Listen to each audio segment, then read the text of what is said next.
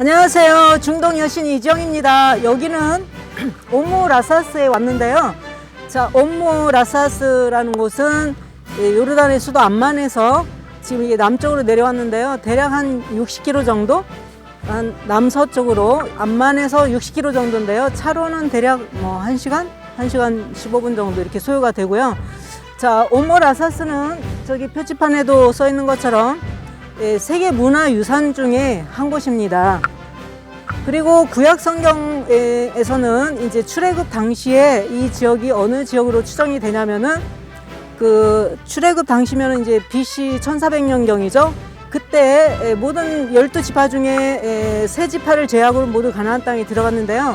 그 세 지파는 가나안 땅에 안 들어가고 이 요르단에 살았습니다. 그 중에 하나가 르우벤 지파인데요. 이 르우벤 지파가 만들었던 그 도피성이 있었을 것으로 추정되는 곳 중에 한 곳입니다. 그리고 출애굽 당시 이 지역을 그대목 광야로 추정하고 있습니다. 자, 안에 들어가니까 아주 설명이 잘 돼 있는데요. 자, 현재 옴무 라사스가 있는 곳은 그 성경상의 아르논 골짜기에서 아주 가깝습니다. 그리고 모압 시대 때 수도였던 디본 지역과도 아주 가까이에 있습니다. 성경에도 기록이 되어 있는데요. 여호수아 13장 15절 16절에 보면 그 르우벤 지파에게 줬던 지역 중에 그 한 곳이 아르논 골짜기에 있는 아루엘 골짜기부터라고 기록이 되어 있습니다. 자, 이 사진에 보이는 곳이 바로 아르논 골짜기, 아르논 강입니다. 성지순례 오시면 꼭 이곳을 들리십니다. 출애굽 당시에 그 르우벤 지파가 차지했던 땅이 엄청 넓은데요. 이 동쪽으로는 그 아르논 골짜기가에 있는 아루엘에서부터 골짜기 가운데 있는 성읍과 메드바 곁에 있는 온 평지와 헤스본과 그 평지에 있는 모든 성읍, 곧 디본과 바못발과 벳발 무온과 야하스와 그대목과 메바과 기랴다임과 심마와 골짜기 언덕에 있는 세렛사할과 이렇게 동쪽에 있는 여러 도시들이 있고요. 서쪽으로는 어디까지 갔냐면 요단강가까지 이렇게 차지했던 지역들이 바로 르우벤 지파가 차지했던 지역이었습니다. 자, 이제 유적지 안으로 이렇게 들어오니까요. 맨 먼저 이슬람 시대 때 공동묘지가 보입니다. 이 모슬렘들의 공동묘지는 바로 이렇게 생겼습니다. 그리고 이 넓은 지역 안에는요, 로마 시대 때 유적과 비잔틴 시대 때 유적이 남아 있는데요. 이제 처음에 이렇게 들어가면은 로마 시대 때 그 요새로 썼던 이 성이 보입니다. 물론 지금은 이제 다 부서져서 폐허가 됐죠.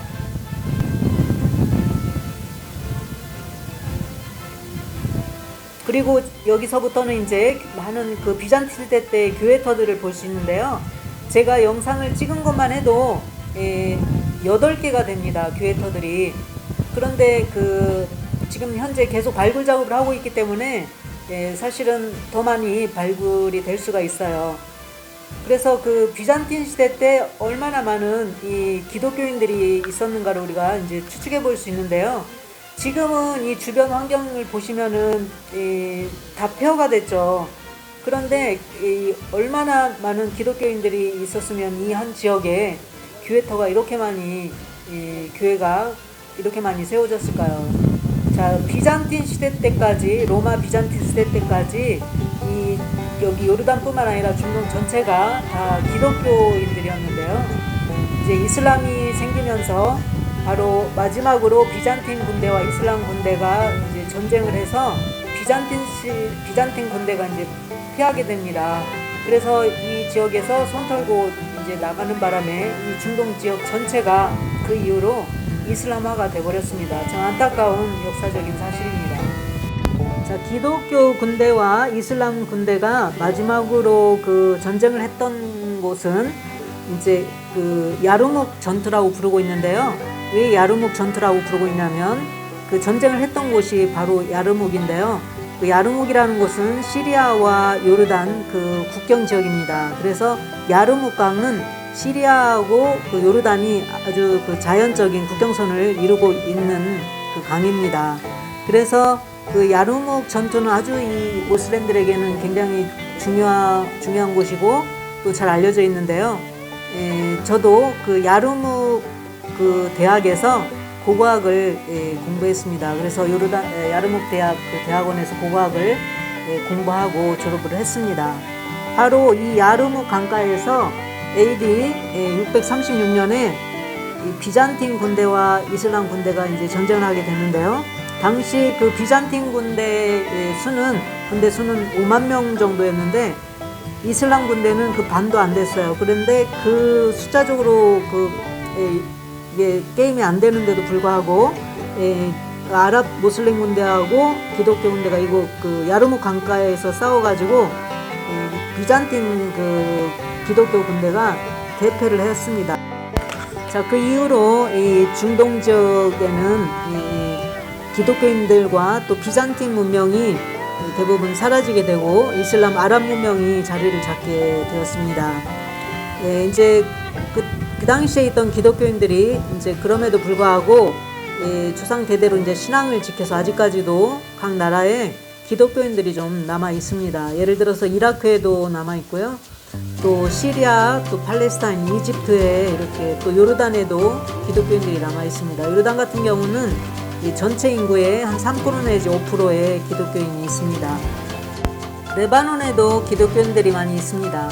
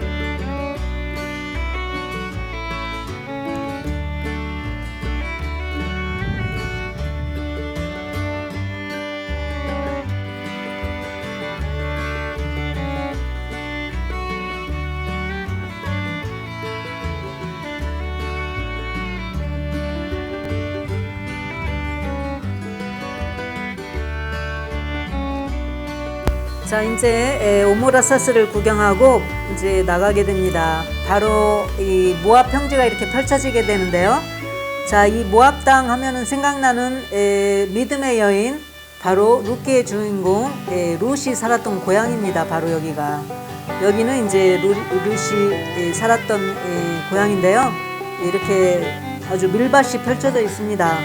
자, 그리고 이 모압 지역에서는 그 모압의 석비 혹은 그 모압 왕 때 메사 이름을 따서 메사의 석비가 발견이 되는데요.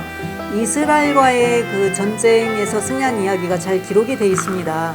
그래서 그 열왕기하 3장에 보면 이스라엘이 유다와 에돔의 도움을 받아서 이제 모압을 공격하게 되는데요. 이 모압과의 그 전쟁 이야기, 열왕기하 3장의 이야기가 잘 기록이 되어 있습니다. 그래서 모압의 석비 혹은 모압의 비문, 메사의 석비라고 부르는 이 모압의 석비가 바로 발견된 곳이 바로 이 모압 지역입니다. 모압의 석비는 검정 현무암으로 된 돌인데요. 원본은 프랑스 루브르 박물관에 있습니다. 요르단에는 모조품이 있습니다. 국립박물관에 하나 있고요. 그 다음에 암몬성 안에 박물관에 하나 있고요. 카락성 안에 그 모조품이 있습니다. 느고산 박물관 안에는 사진이 찍혀 있습니다. 자, 여기는 모압 평지입니다. 모압 평지. 와, 이 드넓은 모압 평지. 여기가 바로 모압 쪽의 수도였던 디본이었습니다. 지금도 이름이 디반입니다. 자, 이제 왕의 대로를 따라서 집에 돌아갑니다. 왕의 대로라는 단어는 성경에서는 민수기 20장에서 처음 언급이 됩니다. 출애굽 당시에 모세가 그 에돔 땅을 지나가려고 할 때 그 에돔 왕에게 요청을 하게 됩니다. 우리가 그 왕의 대로로만 통과하겠다. 그런 우리를 통과하게 해다오라고 말한 데서 처음 그 왕의 대로라는 말이 언급이 됩니다.